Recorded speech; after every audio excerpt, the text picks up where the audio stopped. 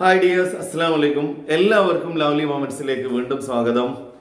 നാളെയാണ് നമ്മുടെ NMMS പരീക്ഷ. നാം ഏവരും വളരെ പ്രതീക്ഷയോട് കൂടി കാത്തിരിക്കുകയാണ്. അപ്പൊ എല്ലാവർക്കും ആദ്യമേ വിജയാശംസകൾ നേരുന്നു. എല്ലാവർക്കും നന്നായി പരീക്ഷ എഴുതാൻ സാധിക്കട്ടെ എന്ന് ആശംസിക്കുന്നു. തീർച്ചയായും നിങ്ങൾക്കതിന് സാധിക്കും. കാരണം കഴിഞ്ഞ ഒരുപാട് ദിവസങ്ങളായി നാം ഏവരും ഈ ഒരു പരീക്ഷയ്ക്ക് വേണ്ടി കാത്തിരിക്കുകയാണ്, അതിനുവേണ്ടി തയ്യാറെടുത്തുകൊണ്ടിരിക്കുകയാണ്. അതുകൊണ്ട് തന്നെ വിജയം നമ്മോടൊപ്പം ഉണ്ടാവും, നിങ്ങളോടൊപ്പം ഉണ്ടാവുമെന്ന് ഉറപ്പാണ്. ഏതായിരുന്നാലും ഇന്ന് വളരെ ചുരുങ്ങിയ കുറച്ച് കാര്യങ്ങൾ മാത്രമാണ് പരീക്ഷയുമായി ബന്ധപ്പെട്ട് നിങ്ങളോട് സൂചിപ്പിക്കുന്നത്. എല്ലാവർക്കും ഹാൾ ടിക്കറ്റ് ലഭിച്ചിട്ടുണ്ടാവും എന്ന് പ്രതീക്ഷിക്കുന്നു. എന്തായിരുന്നാലും ഇന്ന് നിങ്ങളുടെ കയ്യിലേക്ക് അത് എത്തിയിട്ടുണ്ടാവും.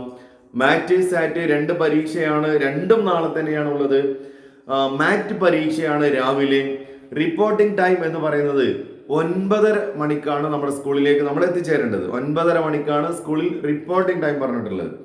10 മണി മുതൽ 11:30 വരെയാണ് മാറ്റ് എക്സാം.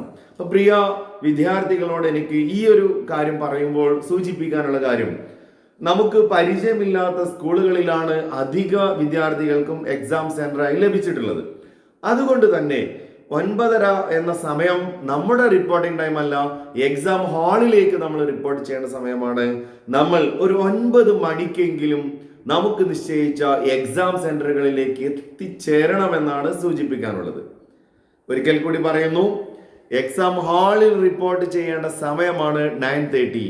സോ ഡിയേഴ്സ്, പല സ്കൂളുകളും നമുക്ക് മുമ്പ് പരിചയമില്ലാത്ത സ്കൂളുകളാണ്. അതുകൊണ്ട് തന്നെ ആ സ്കൂളും അതിൻ്റെ അന്തരീക്ഷവുമായി ഒന്ന് പൊരുത്തപ്പെടാനും പരീക്ഷ നന്നായി നമുക്ക് എഴുതാനും വേണ്ടി 9 മണിക്കെങ്കിലും നമ്മുടെ എക്സാം സെന്ററിൽ നമ്മൾ എത്തിച്ചേരണമെന്നാണ് പറയാനുള്ളത്. അവിടെ എത്തി ബാക്കിയുള്ള കാര്യങ്ങളും ആ സ്കൂളൊക്കെ ഒന്ന് ജസ്റ്റ് ഒന്ന് പരിചയപ്പെട്ട് നമുക്കുള്ള എക്സാം ഹാള് ഏത് ക്ലാസ് ആണെന്ന് കണ്ടെത്തി ഒരു 9 മണിക്ക് തന്നെ അവിടെ എത്തിച്ചേരണമെന്ന് പറയണം. അതുപോലെ തന്നെ മാറ്റ് എക്സാം 11:30 മണിക്കാണ്. 10 മണി മുതൽ 11:30 മണി വരെയാണ് മാറ്റ് എക്സാം. അപ്പോൾ അത് കഴിഞ്ഞ് വീണ്ടും സാറ്റ് എക്സാം തുടങ്ങുന്നത് 1 മണിക്കാണ്. 1 മണിക്ക് അവിടെ റിപ്പോർട്ടിംഗ്. അതുപോലെ 1:30 മുതൽ 3 മണി വരെയാണ് സാറ്റ് എക്സാം നടക്കുന്നത്. 1 മണിക്കാണ് സാറ്റ് എക്സാമിന് വേണ്ടി നമ്മൾ റിപ്പോർട്ട് ചെയ്യേണ്ടത്. 1:30 മുതൽ 3 മണി വരെയാണ് എക്സാം. ചില സന്ദർഭങ്ങളിലെങ്കിലും അപൂർവമായി കാണാറുള്ള ഒരു പ്രതിഭാസം എന്തെന്നറിയോ? മാറ്റ് എക്സാം എഴുതും, അതിൽ ഒരു പക്ഷേ നമ്മൾ പ്രതീക്ഷിച്ച രൂപത്തിൽ പെർഫോം സാധിച്ചിട്ടില്ലെങ്കിൽ ചിലരെങ്കിലും സാറ്റ് എക്സാം എഴുതാതെ മുങ്ങുന്നതായി നമ്മൾ കാണാറുണ്ട്. എൻ്റെ പ്രിയ വിദ്യാർത്ഥികൾ, ഇത് കേൾക്കുന്ന വിദ്യാർത്ഥികളോട് എനിക്ക് പറയാനുള്ളത്, പരീക്ഷ ഇനി ഈസി ആവട്ടെ ടഫ് ആവട്ടെ, നമ്മൾ ഉദ്ദേശിക്കുന്നത് നമ്മൾ NMMS സ്കോളർഷിപ്പ് പരീക്ഷ എഴുതുക എന്നുള്ളതാണ്. അപ്പൊ 2 പരീക്ഷ മാറ്റ് കഴിഞ്ഞ് നമുക്കത് പ്രയാസമാണെങ്കിൽ പോലും സാറ്റ് എക്സാം നിർബന്ധമായും നമ്മൾ ഉച്ചയ്ക്ക് ശേഷം എഴുതണമെന്നാണ്. അപ്പൊ ഈ 11:30 പരീക്ഷ കഴിഞ്ഞാൽ നമ്മൾ ഭക്ഷണം കഴിക്കുക. അത് കഴിഞ്ഞ് സാറ്റ് എക്സാമിന് വേണ്ടി നമ്മൾ പ്രത്യേകം തയ്യാറാക്കിയിട്ടുള്ള പോയിന്റുകളൊക്കെ ഉണ്ടാവും. ഇതുപോലെയുള്ള നമ്മുടെ നോട്ട് ഉണ്ടാവും നമ്മുടെ കയ്യിൽ. ആ നോട്ടിൽ നമ്മൾ എഴുതി വെച്ച പ്രധാനപ്പെട്ട ഭാഗങ്ങളിലൂടെ ഒന്ന് ജസ്റ്റ് കണ്ണോടിക്കുക. അത്ര മാത്രമേ നമ്മൾ ആ ഒരു സമയത്ത് ചെയ്യാൻ പാടുള്ളൂ. യാതൊരു കാരണവശാലും നമ്മുടെ കൂട്ടുകാരുമായി ഡിസ്കസ് ചെയ്യാനോ പഠിച്ച കാര്യങ്ങളുമായി എന്തെങ്കിലും തമ്മിലുള്ള കമ്പാരിസൺ നടത്താനോ ആ സമയത്ത് പ്രിയ വിദ്യാർത്ഥികൾ പോകരുത്. നമുക്കുള്ള ആത്മവിശ്വാസം പോലും പലപ്പോഴും നഷ്ടപ്പെടും എന്നുള്ളതാണ് ആ ഒരു എന്താ പറയുക ചർച്ചകൾ കൊണ്ട് കിട്ടുക. അതുകൊണ്ട് നാളെ പരീക്ഷ കഴിയുന്നവരെ നമുക്ക് കൂട്ടുകാർ അവരൊക്കെ ഉണ്ടെങ്കിലും അവരെല്ലാവരും ഈ ഒരു പ്രൊസീജിയർ ചെയ്യട്ടെ. നമ്മൾ നമ്മുടെ പരീക്ഷയുമായി ബന്ധപ്പെട്ട കാര്യങ്ങൾ മാത്രം പോവുക. 3 മണിക്ക് പരീക്ഷ കഴിഞ്ഞതിന് ശേഷം വേണമെങ്കിൽ നമുക്ക് കൂട്ടുകാരൊക്കെ ആയിട്ട് കാര്യങ്ങളൊക്കെ സംസാരിക്കാം. അതിനേക്കാളും OMR ഷീറ്റ് നമ്മുടെ ഹാൾ ടിക്കറ്റിന്റെ ഏറ്റവും അവസാനം പറഞ്ഞിട്ടുണ്ട്, അതൊന്ന് പരിചയപ്പെടാനുള്ള അവസരം നമുക്ക് ഏവർക്കും ഉണ്ട്. http nmmse.kerala.gov എന്ന സൈറ്റിൽ OMR ഷീറ്റ് 2020 എന്നത് ലഭ്യമാക്കിയിട്ടുണ്ട്. ഒരു സ്പെസിമെൻ കോപ്പി ലഭ്യമാക്കിയിട്ടുണ്ട്. ആ ഒരു കോപ്പി നമ്മൾ ഇവിടെയും നിങ്ങൾക്ക് കാണിച്ചു തരാം. ഡിസ്ക്രിപ്ഷനിലും അതിന്റെ കോപ്പി രണ്ടിനെയും തരാം. OMR ഷീറ്റ് 2 രൂപത്തിലാണ്. ഒന്ന് മെയിൻ കോപ്പിയാണ്, ഒറിജിനൽ കോപ്പിയാണ്. അതൊരു ഏകദേശം പിങ്ക് കളറിലാണ്. പിന്നെ നമുക്കുള്ള കോപ്പി ഉണ്ട്, അതിന്റെ ഡ്യൂപ്ലിക്കേറ്റ് കോപ്പി നമുക്കാണ്. അഥവാ നമ്മൾ ബബിൾ ചെയ്തതിന്റെ കോപ്പി, OMR ഷീറ്റിന്റെ ഒറിജിനൽ കോപ്പി നമ്മൾ ഇൻവിജിലേറ്റർ ഏൽപ്പിക്കണം. അതിൻ്റെ ഡ്യൂപ്ലിക്കേറ്റ് കോപ്പി നമ്മളുടെ കൈവശം വെക്കാനുള്ളതാണ്. OMR ഷീറ്റിൽ രേഖപ്പെടുത്തേണ്ട കാര്യങ്ങൾ ആദ്യം തന്നെ ചെയ്യേണ്ടത് ആൽഫാബറ്റ് കോഡ് എന്നൊരു ഭാഗം അവിടെ ഉണ്ട്. പല കുട്ടികൾക്കും കൺഫ്യൂഷൻ ഉണ്ട്. ഇന്ന് വാട്സപ്പ് മെസ്സേജുകൾ ഒരുപാട്, സർ ആൽഫാബറ്റ് കോഡ് എന്നതുകൊണ്ട് ഉദ്ദേശിച്ചത് എന്താണ് ചോദിക്കുന്നുണ്ട്. ആൽഫാബറ്റ് കോഡ് എന്ന് പറയുന്നത് പരീക്ഷയ്ക്ക് ക്വസ്റ്റ്യൻ പേപ്പേഴ്സ് 4 സീരീസ് ഉണ്ടാവും. ABCD 4 കോഡുകൾ ഉണ്ടാവും. നമുക്ക് കിട്ടിയത് A ആണ് എങ്കിൽ ആ ആൽഫാബറ്റ് കോഡിന് അവിടെ നമ്മൾ എഴുതേണ്ടത് A എന്നുള്ള അക്ഷരം നമ്മൾ ടിക്ക് ചെയ്യുക. അതോടൊപ്പം തന്നെ A എന്നുള്ള ഭാഗത്ത് ബബിൾ ചെയ്യുക. നമ്മുടെ ആ ഒരു ബബിൾ ചെയ്യാനുള്ള സ്ഥലത്ത് OMR ഷീറ്റ് കണ്ടാൽ നിങ്ങൾക്ക് ബോധ്യമാവും. B എന്നതായിരിക്കും 4 ആളുകൾ ABCD ആ ഓർഡറിലായിരിക്കും ഉണ്ടാവുക. തൊട്ടടുത്ത ആളുകൾ ഒരിക്കലും ഒരേ സീരീസ് ഉണ്ടാവില്ല. അതിന് വേണ്ടിയിട്ടാണ് ഇപ്പൊ B സീരീസ് കിട്ടിയവർ B എന്ന ആൽഫാബറ്റ് കോഡിന്റെ അവിടെയാണ് ഡാർക്കൺ ചെയ്യേണ്ടത്. ആ B എന്നുള്ള കോളത്തിലാണ് ടിക്ക് ചെയ്യേണ്ടത്. അല്ല B എന്നാണ് ആ മുകളിലുള്ള കള്ളിയിൽ എഴുതേണ്ടത്. C കിട്ടിയവർ C എന്ന് എഴുതുക. C എന്ന ബബിൾ എന്ത് ചെയ്യുക, ഡാർക്കൺ ചെയ്യുക. D കിട്ടിയവർ D എന്ന് എഴുതുക. അതാണ് ഒന്നാമത് ചെയ്യേണ്ടത്. പിന്നെ നമ്മുടെ റോൾ നമ്പർ അഥവാ രജിസ്റ്റർ നമ്പർ, നമുക്ക് അനുവദിച്ചിട്ടുള്ള രജിസ്റ്റർ നമ്പർ എഴുതാനുള്ള കോളമാണ്. അപ്പോൾ നമ്മുടെ രജിസ്റ്റർ നമ്പർ അഥവാ റോൾ നമ്പർ ഭംഗിയായി തെറ്റുകൂടാതെ എഴുതുകയും ആ കള്ളിയിൽ, നിശ്ചയിച്ച കള്ളിയിൽ ബോക്സിനകത്ത് എഴുതുകയും താഴെ വരുന്ന ആ സംഖ്യകൾ ബബിൾ ചെയ്യുകയും ചെയ്യണം എന്നുള്ളതാണ് സൂചിപ്പിക്കാനുള്ളത്. പിന്നീട് OMR ഷീറ്റിൽ ചെയ്യേണ്ടത് 2 സിഗ്നേച്ചറും 1 സീലുമാണ്. ഒന്ന് കാൻഡിഡേറ്റ് സിഗ്നേച്ചർ അഥവാ നമ്മുടെ സിഗ്നേച്ചർ. ഇൻവിജിലേറ്റർ വരും, നമുക്ക് തരും, നമ്മളോട് ഒപ്പിടാൻ പറയുന്ന സമയത്ത് നമ്മൾ ആ സ്ഥലത്ത് മാത്രം ഒപ്പിടുക. അതുപോലെ ഏറ്റവും ലാസ്റ്റ് ഭാഗത്തുള്ളത് ഇൻവിജിലേറ്റർ സിഗ്നേച്ചർ ആണ്. അഥവാ നമ്മുടെ ക്ലാസ്സിൽ പരീക്ഷയുടെ കാര്യങ്ങൾ നിയന്ത്രിക്കാൻ വരുന്ന അധ്യാപകർ അവർക്ക് ഒപ്പിടാനുള്ള സ്ഥലമാണ്. സെന്ററിൽ സീൽ ഉണ്ട്, അഥവാ സ്കൂളിലെ മെയിൻ ചീഫ് അഥവാ നമ്മുടെ എക്സാം സെന്ററിന്റെ ചീഫിന്റെ സീൽ അതവിടെ വെച്ചിട്ടുണ്ടാവും. ഇത്രയും കാര്യങ്ങൾ മാത്രമേ OMR ഷീറ്റിലുള്ളൂ. അതുപോലെ നമ്മുടെ ഹാൾ ടിക്കറ്റിൽ കാൻഡിഡേറ്റ് സിഗ്നേച്ചർ ഉണ്ട്. ആ സിഗ്നേച്ചർ നേരത്തെ ആരും വിട്ടുവെക്കരുത്. അത് സ്കൂളിൽ നമ്മുടെ എക്സാം ഹാളിൽ വരുന്ന അധ്യാപകരുടെ മുന്നിൽ വെച്ചാണ് സൈൻ ചെയ്യേണ്ടത് എന്നാണ് അത് ഹാൾ ടിക്കറ്റിൽ നിർദ്ദേശിച്ചിട്ടുണ്ട്. അപ്പൊ അതുകൊണ്ട് ഈ കാര്യങ്ങൾ നമ്മൾ പ്രത്യേകം ശ്രദ്ധിക്കുക. ഇത്രയാണ് പ്രധാനപ്പെട്ട കാര്യങ്ങൾ ചെയ്യുന്നത്. അതുപോലെ NMMSE മാറ്റ് സാറ്റ് ഈ രണ്ടിന്റെ കാര്യങ്ങളും നിങ്ങൾക്കറിയാലോ. രാവിലെ മാറ്റാണ്, ഉച്ചയ്ക്ക് ശേഷം സാറ്റ് എക്സാം ആണ്.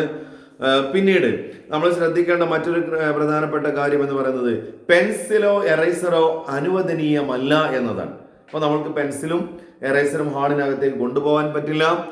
2 കളർ പേനകൾ, ബ്ലാക്ക് ഓർ ബ്ലൂ കളർ പേനകളാണ് നമ്മൾ ബബിൾ ചെയ്യാൻ ഉപയോഗിക്കേണ്ടത്. അപ്പം അതുകൊണ്ട് ബബിൾ ചെയ്യുമ്പോൾ ഏതെങ്കിലും ഒരു കളർ മാത്രം നമ്മൾ ഉപയോഗിക്കുക. 2 കളർ നമ്മൾ കൊണ്ടുപോകണം. ഞാൻ മുമ്പ് പറഞ്ഞതാണ്. ക്വസ്റ്റ്യൻ പേപ്പർ കിട്ടിയാൽ ആദ്യം നമ്മൾ ചെയ്യേണ്ട കാര്യം A മുതൽ Z വരെ ആൽഫാബറ്റ് സീരീസ് എഴുതുകയും അതിന്റെ വാല്യൂ ഓർഡറിലും റിവേഴ്സ് ഓർഡറിലും ചെയ്തു കഴിഞ്ഞാൽ കോഡിംഗ് ആൻഡ് ഡീകോഡിംഗ് വരുന്ന സമയത്ത് നമുക്ക് അത് ഒരുപാട് ഉപകാരമാവും. പരീക്ഷ തുടങ്ങുന്നതിന് മുമ്പ് ക്വസ്റ്റ്യൻ പേപ്പർ നമ്മുടെ കയ്യിൽ കിട്ടിയാൽ ബ്ലാങ്ക് സ്പേസിൽ ആദ്യം നമുക്ക് ചെയ്യേണ്ട കാര്യം അതാണ്. അത് പ്രിയ വിദ്യാർത്ഥികൾ ശ്രദ്ധിക്കുക. ഉടനെ തന്നെ അത് ചെയ്തു കഴിഞ്ഞാൽ വളരെ പെട്ടെന്ന് നമുക്ക് ചെയ്യാം. ഇനി പരീക്ഷയിൽ മാർക്ക് സ്കോർ ചെയ്യാൻ നമുക്ക് എങ്ങനെയാണ് സാധിക്കുക, what is the best method എന്നുള്ളതാണ് പലപ്പോഴും വിദ്യാർത്ഥികൾ ഞാൻ ഇത് ഒരു അവസാന സമയത്തേക്ക് ഇട്ട് തന്നത്. ഈ ഒരു സമയത്തെങ്കിലും നിങ്ങൾ ഇത് ശ്രദ്ധിച്ച് ആ രൂപത്തിൽ ചെയ്യണമെന്നാണ്. OMR ഷീറ്റ് കിട്ടിയാൽ, ക്വസ്റ്റ്യൻ പേപ്പർ കിട്ടിയാൽ ആദ്യം ഒന്നാമത്തെ ചോദ്യം നോക്കുക, നമുക്ക് കിട്ടിയെങ്കിൽ ബബിൾ ചെയ്യുക. ആ രീതിയല്ല നമ്മൾ പിന്തുടരേണ്ടത്. മറിച്ച് എല്ലാ ചോദ്യവും ആദ്യം ഒന്ന് മനസ്സിരുത്തി വായിച്ചു പോകണം. ആ വായിക്കുന്ന സമയത്ത് നമുക്ക് ഏറ്റവും എളുപ്പം ഉള്ള, ഏറ്റവും ഈസി ആയിട്ടുള്ള ഒരുപാട് ചോദ്യങ്ങൾ ഉണ്ടാവും. ആ ചോദ്യത്തിന്റെ അടുത്ത് നമ്മൾ ടിക്ക് ചെയ്ത് ഏതാണോ നമ്മൾ ബബിൾ ചെയ്യുന്നത് അതിന് എന്തെങ്കിലും നമുക്ക് തിരിച്ചറിയാൻ പറ്റും. ഒന്നുകിൽ റൗണ്ട് മാർക്കോ അതല്ലെങ്കിൽ ടിക്ക് മാർക്ക് പലപ്പോഴും കൺഫ്യൂഷൻ ഉണ്ട്. അപ്പോൾ ഈ ഒരു ചോദ്യം ഞാൻ ഫസ്റ്റ് പ്രിയോറിറ്റി കൊടുത്തിട്ടുണ്ട് എന്ന് 90 ചോദ്യത്തിൽ നിങ്ങൾക്ക് ഏറ്റവും ഈസിയായ 40 ചോദ്യമാണ് ഉള്ളതെങ്കിൽ ആ 40 ചോദ്യത്തിന്റെ നമ്പറിന്റെ നേരെ എന്തെങ്കിലും ഒരു അടയാളം ഇട്ട് വെക്കുക. അത് കഴിഞ്ഞാൽ അത് 90 ചോദ്യം നിങ്ങൾ വായിച്ചു, 40 നിങ്ങൾക്ക് ഈസിയാണെന്ന് കണ്ടു കഴിഞ്ഞാൽ ആദ്യം ചെയ്യേണ്ടത് ആ ഈസിയായ ചോദ്യത്തിന്റെ നേരെ ഏതാണോ നമ്മുടെ OMR ഷീറ്റിൽ വരുന്നത്. ഇപ്പോൾ ഒന്നാമത് നമുക്ക് ഈസിയാണ്, ശരി, 1 നമ്മൾ ഇട്ടു. അടുത്ത് നമുക്ക് ഏറ്റവും ഈസി ആയത് 5ാമത്തെ ചോദ്യമാണെങ്കിൽ 5ാമത്തെ ചോദ്യത്തിന്റെ B ഓപ്ഷൻ ആണ്. 2ാമത്തെ ഓപ്ഷൻ ആണെങ്കിൽ ആ 2 എന്ന് ഡാർക്കൺ ചെയ്തു. ആ രൂപത്തിൽ നമ്മൾ കൃത്യമായിട്ട് ചെയ്യുക.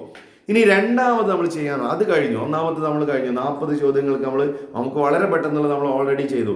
ഇനി അടുത്തത് കുറച്ചൊരു പ്രയാസമുള്ള ചോദ്യങ്ങൾ നമുക്ക്, എന്നാൽ ശരിയാണ് എന്നൊരു ബോധ്യം നമുക്കുള്ള ചോദ്യങ്ങൾ അവ കണ്ടെത്തിയിട്ട് രണ്ടാമത്തേതായിട്ട് അത് ചെയ്യുക. അതിന് വേറെ ഏതെങ്കിലും, നേരത്തെ ഇൻഡു മാർക്കാണ് ഇട്ടതെങ്കിൽ അവിടെ വേറെ എന്തെങ്കിലും ഒരു തിരിച്ചറിയാൻ പറ്റുന്ന ഒരു അടയാളം ഇട്ട് പോവുക.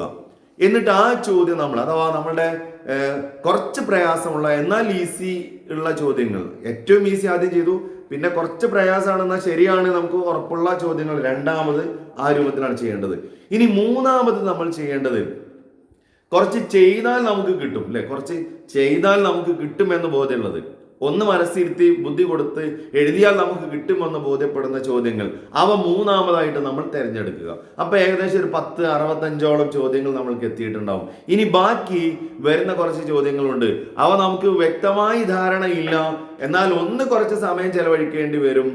അങ്ങനെ ചിലപ്പോൾ കൺഫ്യൂഷൻ, ആൻസറിൽ കൺഫ്യൂഷൻ ഉണ്ടാവും, അതാണോ ശരി ഇതാണോ ശരി, which is the correct answer, confusion ഉള്ളതാണെന്നുണ്ടെങ്കിൽ ആ കൺഫ്യൂഷൻ നമുക്ക് ഒരു ഉറപ്പ് വരുന്നത് അവ നാലാമത്തെ ഗണത്തിൽ നമ്മൾ ഉൾപ്പെടുത്തുക. അങ്ങനെ 90 ചോദ്യങ്ങൾക്കും പരമാവധി ഉത്തരം നൽകാനാണ് നമ്മൾ ശ്രദ്ധിക്കേണ്ടത്. കാരണം കേരളത്തിലെ 3480ഓളം കുട്ടികൾ, അഥവാ ഏകദേശം ഒരു 3500 കുട്ടികൾക്കാണ് NMMS പരീക്ഷ ലഭിക്കുന്നത്, സ്കോളർഷിപ്പ് ലഭിക്കുന്നത്. ആ സ്കോളർഷിപ്പിന് വേണ്ടിയാണ് നമ്മൾ പരിശ്രമിക്കുന്നത്. അതിൽ ഏറ്റവും കൂടുതൽ മാർക്ക് സ്കോർ ചെയ്യുക എന്നത് തന്നെയാവണം നമ്മുടെ ലക്ഷ്യം. ആ ലക്ഷ്യത്തിലൂടെയാണ് നമ്മൾ പോകുന്നത്. അതിന് പരമാവധി സ്കോർ ചെയ്യാൻ പറ്റിയ മെത്തേഡാണ് ഞാൻ ഈ സൂചിപ്പിച്ചത്. നിങ്ങൾ ശ്രദ്ധിക്കുക, നിങ്ങൾക്ക് ഏവർക്കും അത് കിട്ടുമെന്ന് ഉറപ്പാണ്. ഇനി അവസാനമായി എനിക്ക് പറയാനുള്ളത് എന്താ പറയുക, ഇതൊക്കെ നമ്മൾ ചെയ്തു, നമ്മുടെ best, we try our maximum level, നമ്മുടെ മാക്സിമം ലെവലിൽ നമ്മൾ പരിശ്രമിച്ചു. അഥവാ നമുക്ക് എക്സാം കുറെ പ്രയാസമായി എന്ന് വിചാരിക്കൂ, നമുക്ക് എക്സാം കഴിഞ്ഞിട്ട് നമ്മൾ കൈയും കുടഞ്ഞ് ഒരിക്കലും വരരുത്. പുഞ്ചിരിയോട് കൂടിയിട്ടാവണം എക്സാം ഹാളിൽ നിന്നും നമ്മൾ തിരിച്ചു വരേണ്ടത്. കാരണം എന്താണെന്നറിയോ, ഈ സ്കോളർഷിപ്പ് എന്ന് പറയുന്നത് ഒരു അവസാനമല്ല, മറിച്ച് ദിസ് എ സ്റ്റാർട്ടിങ്. ഇതൊരു തുടക്കമാണ്, ഇത് നമുക്കൊരു അവസരമാണ്.